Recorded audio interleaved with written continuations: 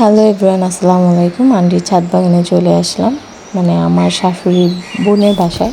তো বিকালে আমরা ছাদে উঠেছিলাম প্রায় 5:30 তখন বাজে, 5:30টার বেশি হবে। একটু ঘুরে ঘুরে দেখছিলাম, এখানে অনেক রকমের গাছ লাগিয়েছে আন্টি।